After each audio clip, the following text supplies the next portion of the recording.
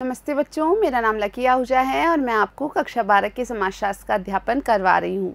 तो बच्चों, कक्षा 12 के समाजशास्त्र में हम अपनी प्रथम पुस्तक भारतीय समाज का अध्ययन कर रहे हैं और हम अपनी इस पुस्तक के तृतीय अध्याय का अध्ययन कर रहे थे।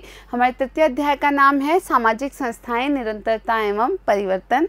और पिछले भाग में यानी 9वें भाग तक हम इस अध्याय के सैद्धांतिक पक्ष को पूरी तरीके से समझ चुके थे और आज इस अध्याय के 10वें भाग में हम अभ्यास प्रश्नों का पहला हिस्सा समझने जा रहे हैं।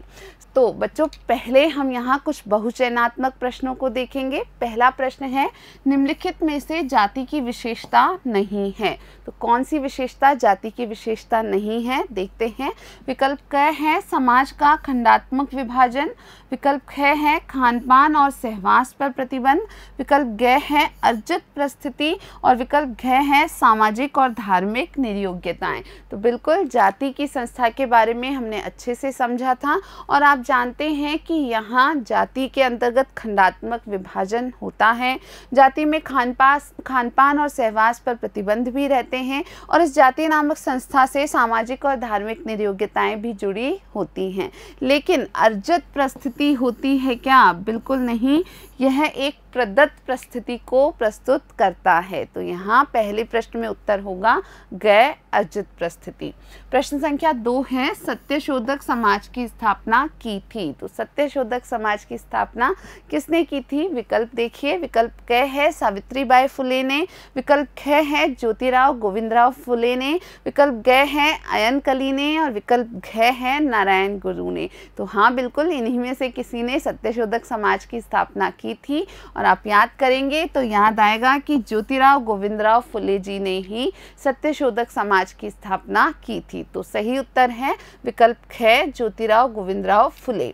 प्रश्न संख्या 3 है, अनुसूचित जातियां और अनुसूचित जनजातियां शब्द अस्तित्व में आए। तो ये जो दो शब्द हैं, अनुसूचित जातियां और अनुसूचित जनजातियां, ये कब अस्तित्व में आए? विकल्प क है 1909 के भारत सरकार अधिनियम से, विकल्प ख है 1919 के भारत सरकार अधिनियम से, विकल्प ग है 1935 के भारत सरकार अधिनियम से और विकल्प घ है इनमें से कोई भी नहीं। तो बिल्कुल बच्चों, आपको याद होगा कि ये दोनों शब्द वास्तव में 1935 के भारत सरकार अधिनियम से अस्तित्व में आए थे। प्रश्न संख्या 4 है, संस्कृतिकरण और प्रबल जाति की अवधारणाएं किस समाजशास्त्री से संबंधित हैं?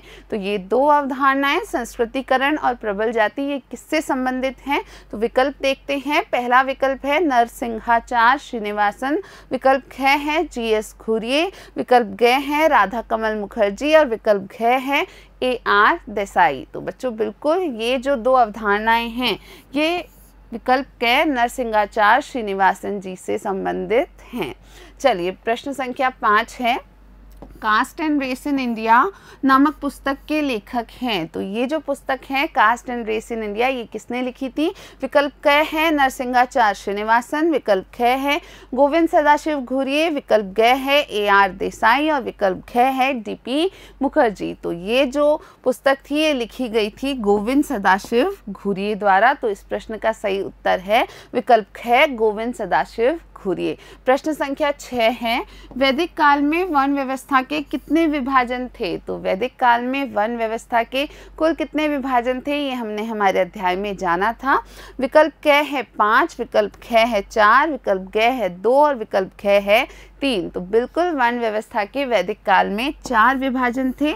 तो सही उत्तर है विकल्प ख 4। प्रश्न संख्या 7 अब हम देखते हैं। अब हम अति लघुत्तरात्मक प्रश्न हल करने जा रहे हैं। 7वां प्रश्न है, सन 1920 के दशक में अस्पृश्यता के विरुद्ध आंदोलन की शुरुआत किसने की थी? तो सन 1920 के दशक में अस्पृश्यता के विरुद्ध आंदोलन किसके द्वारा शुरू किया गया? सन 1920 के दशक में अस्पृश्यता के विरुद्ध आंदोलन की शुरुआत महात्मा गांधी और बाबा साहब अम्बेडकर ने की थी। बिल्कुल बच्चों, यही आपको याद होगा कि महात्मा गांधी और बाबा साहब अम्बेडकर दोनों का योगदान इस कार्य में था। प्रश्न संख्या 8 है, द रिमेम्बर्ड विलेज किस विचारक की पुस्तक है? और उत्तर है द रिमेम्बर्ड विलेज पुस्तक श्री MN श्रीनिवासन की है। प्रश्न संख्या 9 है, मध्य भारत में जनजातीय जनसंख्या का कितने प्रतिशत भाग रहता है? तो मध्य भारत में जनजातीय जनसंख्या का लगभग 85% भाग रहता है। प्रश्न संख्या 10 है, 60% से अधिक जनजातीय आबादी वाले किन्हीं दो राज्यों के नाम लिखिए। तो 60% से अधिक जनजातीय आबादी कहाँ कहाँ रहती है? तो उत्तर देखते हैं बच्चों। तो ऐसे दो राज्यों के नाम निम्न हैं, पहला अरुणाचल प्रदेश और दूसरा मेघालय। तो ये दो राज्य हैं जहाँ जनजातीय जनसंख्या जो है वो 60% से अधिक पाई जाती है। प्रश्न संख्या 11 है, जनजातीय लोगों के बारे में एकीकरणवादियों का क्या तर्क है? उत्तर है, एकीकरणवादियों के मतानुसार जनजातीय लोग पिछड़े हुए हिंदू ही हैं। प्रश्न संख्या 12 से अब हम लघुत्तरात्मक प्रश्नों को हल करने जा रहे हैं। 12वां प्रश्न है, वर्ण और जाति में दो अंतर बताइए। तो वर्ण और जाति में दो अंतर क्या है, आइए देखते हैं। पहला, वर्ण का निर्धारण व्यक्ति के कर्म से होता है जिसे बदला जा सकता है, जबकि जाति का निर्धारण जन्म से होता है जिसे बदला नहीं जा सकता। बिल्कुल इन दोनों में स्पष्ट अंतर है, क्योंकि वर्ण के निर्धारण में कर्म मुख्य स्थान रखता है, लेकिन जाति के निर्धारण को जन्म से ही आधारित रखा गया है।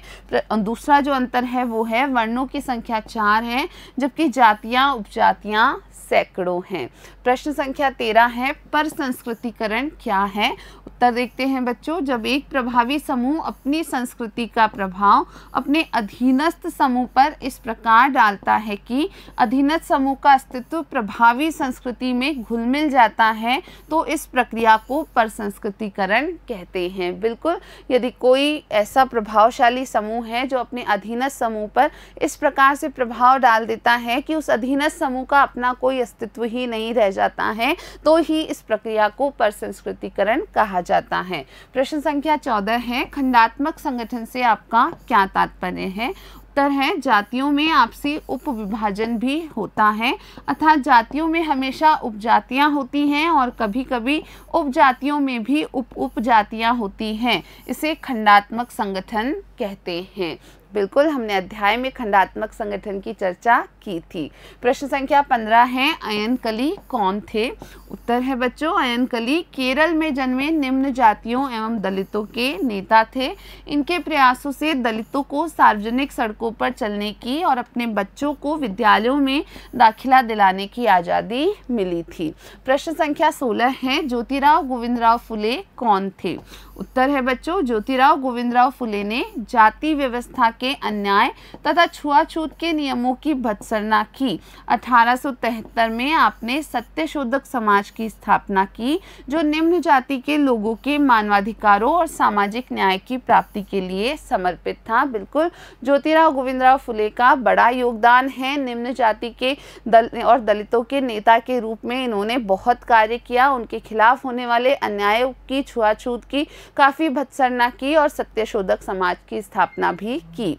प्रश्न संख्या 17 है, भाषा की दृष्टि से जनजातियों को कितनी श्रेणियों में विभाजित किया गया है? तो भाषा की दृष्टि से जनजातियों को 4 श्रेणियों में विभाजित किया गया है। पहली, भारतीय आर्य परिवार की भाषा बोलने वाली जनजातियां। दूसरी, द्रविड़ परिवार की भाषा भाषी जनजातियां। तीसरी, ऑस्ट्रिक परिवार की भाषा भाषी जनजातियां। और चौथी, तिब्बती बर्मी परिवार की भाषा भाषी जनजातियां।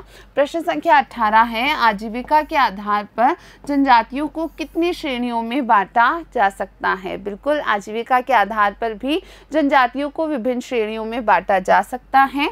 तो आजीविका के आधार पर जनजातियों को मछुआ, खाद्य संग्राहक, आखेटक, झूम खेती करने वाले, कृषक, बागान तथा औद्योगिक कामगारों की श्रेणियों में बांटा जा सकता है। प्रश्न संख्या 19 है, संयुक्त परिवार की 2 विशेषताएं बताइए। तो संयुक्त परिवार की क्या विशेषताएं हैं? तो इनकी 2 विशेषताएं निम्नलिखित हैं। पहली, संयुक्त परिवारों में सभी सदस्यों की संपत्ति साझी होती है। तो साझी संपत्ति पहली विशेषता हुई। और दूसरी विशेषता है, संयुक्त परिवार के सभी सदस्य एक ही रसोई में बना भोजन करते हैं। तो एक ही रसोई में बना भोजन करना संयुक्त परिवार की दूसरी विशेषता हुई। प्रश्न संख्या 20 है, औपनिवेशिक शासन में जाति में आए परिवर्तनों का उल्लेख कीजिए। तो औपनिवेशिक शासन में जाति में आए परिवर्तन निम्न प्रकार से हैं। पहला, औपनिवेशिक शासन में 1901 में की गई जनगणना में आधिकारिक रूप से जातियों की परिस्थितियों का अभिलेख करने से जाति संस्था का रूप अधिक स्थिर तथा कठोर हो गया। तो औपनिवेशिक शासन काल में ही सबसे पहले 1901 में जो जनगणना की गई उसमें आधिकारिक रूप से जातियों के अभिलेख तैयार किए गए थे। और दूसरा, भू राजस्व व्यवस्थाओं तत्संबंधी प्रबंधों व कानूनों ने उच्च जातियों के रूढ़िगत अधिकारों का वैधानिक मान्यता दे दी, जिससे ये भूस्वामी बन गई। तो बिल्कुल सही बात है कि इस प्रकार से जो विशेष उच्च जातियां थी उनको उस दौरान रूढ़िगत अधिकारों को जो वैधानिक मान्यता है वो प्रदान की गई, और इस प्रकार से जो ये उच्च जातियां हैं वे भूस्वामी बन गई थी।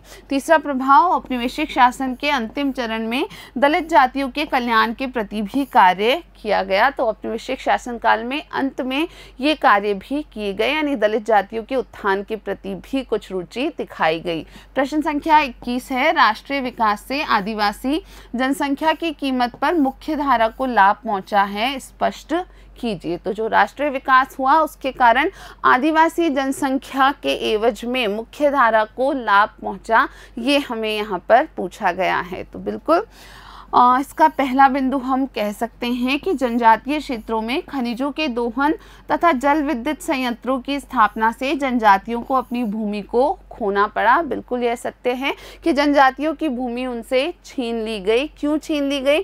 क्योंकि वहाँ खनिजों का दोहन और जो विभिन्न जल विद्युत संयंत्र हैं उनकी स्थापना की गई। दूसरा, वनों पर सरकारी आधिपत्य हो जाने से इनका वनों पर स्वामित्व समाप्त हो गया तथा विकास के दबाव के कारण इन्हें गैर जनजातीय क्षेत्रों में पलायन करना पड़ा है।